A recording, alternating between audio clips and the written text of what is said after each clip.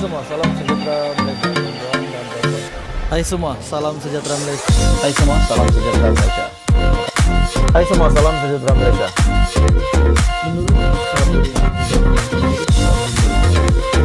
Hai semua, salam sejahtera Malaysia. Bantuan dan Bapak semua. Hai semua, salam sejahtera Malaysia. Saudara-saudara semua, satu ulasan yang sangat panas, satu ulasan yang sangat menarik yang saya nak kongsi dengan Anda semua. Terdapat banyak spekulasi, terdapat banyak pertanyaan setelah pemecatan Khairy Jamaluddin dan juga Tan Sri Noh Omar, serta beberapa yang lain juga digantung, termasuklah Hishamuddin Hussein. Apa yang bermain di pikiran saya? Hishamuddin Hussein dan Ismail Sabri Yaakob yang juga adalah yang menandatangani akuan bersumpah menyokong Muhyiddin Yassin menjadi Perdana Menteri semasa pilihan raya umum ke-15. Sudah pasti ini membuatkan Zaid Hamidi mungkin agak tidak puas hati.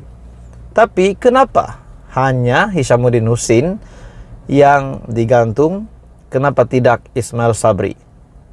Itu persoalan yang pertama. Persoalan yang kedua, menurut Ismail Sabri Yaakob, keputusan untuk memecat, keputusan untuk menggantungkan beberapa nama, Khairy Jamaluddin, Noh Omar, Hishamuddin Hussein, dan beberapa nama yang lain, termasuk Syahril Hamdan, setelah pemecatan dan penggantungan keahlian mereka dalam UMNO, terdapat satu kecacatan menurut Ismail Sabri Yaakob.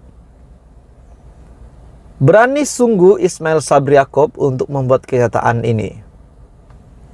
Sedangkan yang kita tahu beliau memang tidak tersenarai dalam nama yang dipecat maupun digantung keahlian.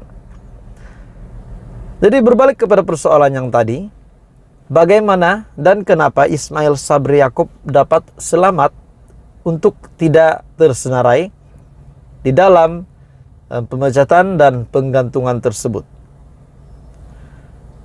Penggantungan Hishamuddin Hussein, adakah karena UMNO ataupun Zahid takut kekurangan kerusi? Disebabkan sekiranya Hishamuddin Hussein dipecat, beliau akan kehilangan satu kerusi parlimen. Dan begitu juga Ismail Sabri Yaakob. Namun, nama Ismail Sabri Yaakob langsung tidak tersenarai. Jadi saudara-saudara semua, menurut Ismail Sabri Yaakob, beliau tidak setuju dengan keputusan yang telah dibuat atas alasan pemecatan dan penggantungan dibuat tidak mematuhi proses perundangan dan bertentangan dengan prinsip natural justice seperti hak membela diri. Ini saya setuju dengan kenyataan daripada Ismail Sabri Yaakob. Dalam isu ini, menurut Ismail Sabri, tiada surat tunjuk sebab bagi yang dituduh mengetahui pertuduhan terhadap mereka. Yang kedua, tiada ruang untuk menjawab pertuduhan melalui surat tunjuk sebab tersebut.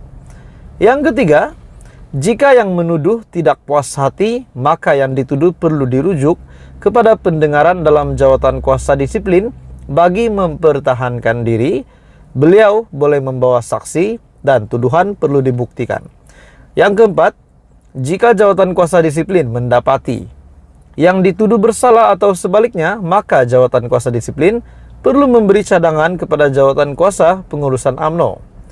Yang kelima, jawatan kuasa pengurusan UMNO perlu berbincang dengan membawa cadangan ke majelis tertinggi untuk keputusan. Kelima-lima ini adalah satu isu.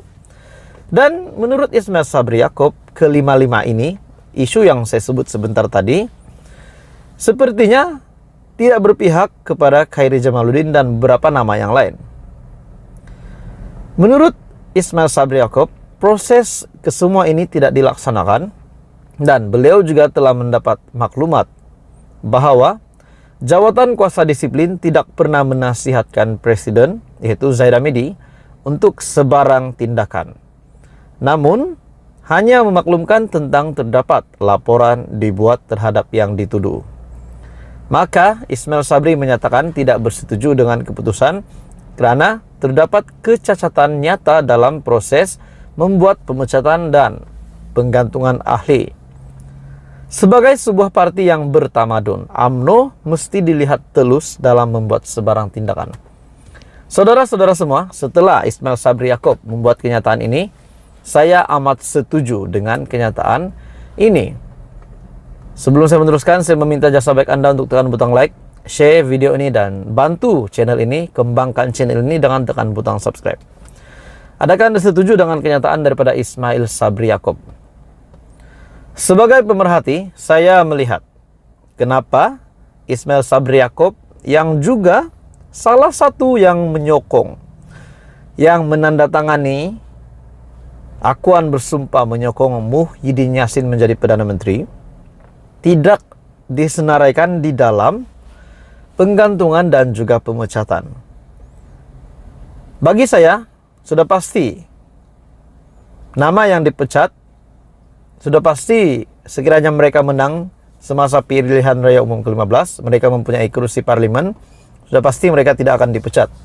Dan benar yang dipecat Khairi Jamaluddin yang kalah di Sungai Buloh. Dan bagi Hishamuddin Hussein pula, beliau hanya digantung keahlian selama 6 tahun. Dan setelah Ismail Sabri Yaakob membuat kenyataan ini, adakah ini bermakna keputusan pemecatan, keputusan penggantungan ahli UMNO yang sudah disenaraikan baru-baru ini akan dibatalkan? Disebabkan menurut Ismail Sabri Yaakob terdapat kecacatan. Apa komen Anda? Teruskan bersama di dalam channel ini untuk perkembangan politik yang seterusnya. Halo semua, salam sejahtera Malaysia. Tuan-tuan dan puan-puan, satu ulasan menarik yang saya nak kongsi dengan Anda semua. Banyak spekulasi, banyak kabar angin. Di manakah Khairi Jamaluddin akan berada selepas beliau sah dipecat, sah dikeluarkan, digugurkan daripada UMNO? Banyak yang berpendapat KJ yang telah dipelawa oleh beberapa parti, terutamanya Perikatan Nasional. Ada yang kata sepatutnya Khairi Jamaluddin masuk PAS. Ada yang kata KJ pun boleh menyertai gerakan. Jadi pendedahan demi pendedahan, walaupun kita tahu Khairi Jamaluddin telah menolak pelawaan dengan mengucapkan terima kasih kepada parti-parti yang telah menjemput beliau menyertai. Namun pada akhirnya KJ menolak pelawaan mereka. Begitu juga dengan Noh Omar yang telah dipelawa oleh PAS Selangor. Hari ini saudara-saudara semua, akhirnya satu pendedahan yang sangat mengejutkan. Dengan pendedahan ini, adakah inilah pekerjaan baru KJ? Akhirnya Tengku Mahkota Johor ataupun TMJ menawarkan bekas Menteri Kesehatan itu satu kerja. Kerja apa? Oke, mari kita teruskan sama-sama dalam ulasan ini. Saudara-saudara semua, sebelum saya meneruskan, saya meminta jasa baik Anda untuk tekan butang like. Untuk support channel ini, tekan butang subscribe. Disebabkan subscribe itu percuma. Terima kasih. Oke, saudara-saudara semua.